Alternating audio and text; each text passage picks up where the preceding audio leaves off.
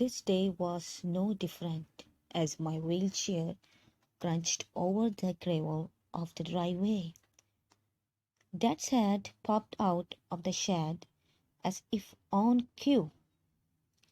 "Hey, Jared, good day," he said as usual, running one rough, calloused hand through his thick black hair in a worried way. "Not bad," I replied as usual, not really wanting to talk about it. "Settling in at school." Then he continued just as usual. "Sure," I replied as I always did.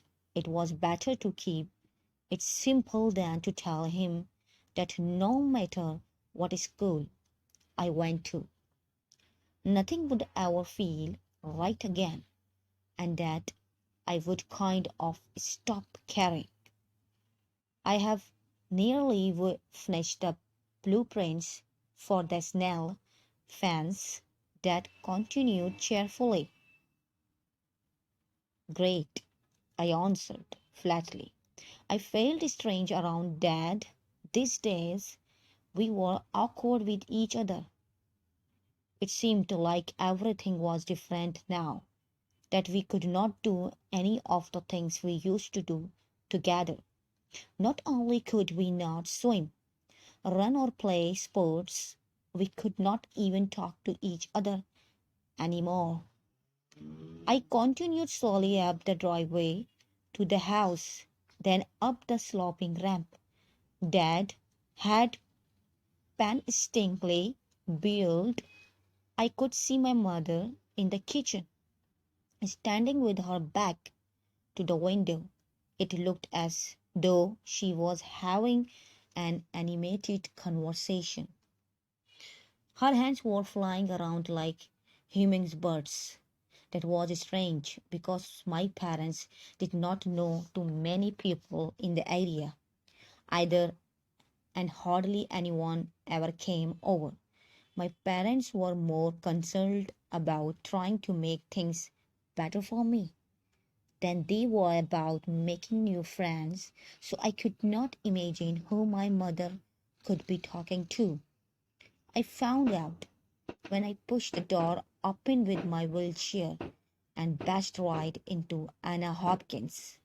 "Sorry," was all I managed to mumble. I was, of course, wondering that what on earth Anna Hopkins was doing in my house, in my kitchen, with my mother. But I tried to remain as casual as possible. "You all right?" I added. "Fine." She smiled, gently rubbing the backs of her legs, which did look quite red, and brushing away a wisp of her beautiful red hair. "How are you?" she asked me. "Oh, fine," I replied, although what I really felt like saying was, "Well, not up to much. I am kind of disabled." "Hi, Jared," said my mother, ignoring my clumsy entrance. "And I came to see if you wanted to go over to her place for a while," she continued. I could tell she was delighted that someone actually wanted to hang out with me, whoever they were, and for whatever weird reason. "I guess," I answered, not sure what to think, and still wondering why Anna was here at all. Why would she bother spending time with me when she had as many able-bodied friends as a person could wish for? Anna smiled. "That's great," she said. "Let's go, then." "Okay."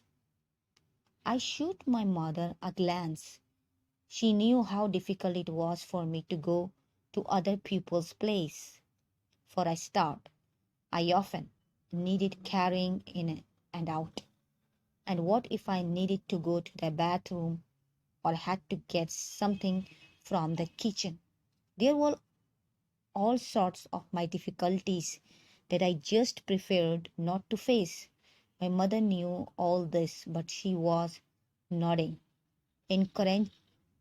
encouraged at me, so I turned around and wheeled back out the door with a little sigh. I felt irritable now. I did not want to spend my time making chit chat with someone from school. I did not want to go someone else's house.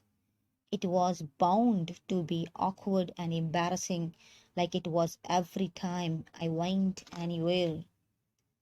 On the other hand, another sort of interview, and more to the point, I wanted to make my mother feel good, feel that I had a friend or something.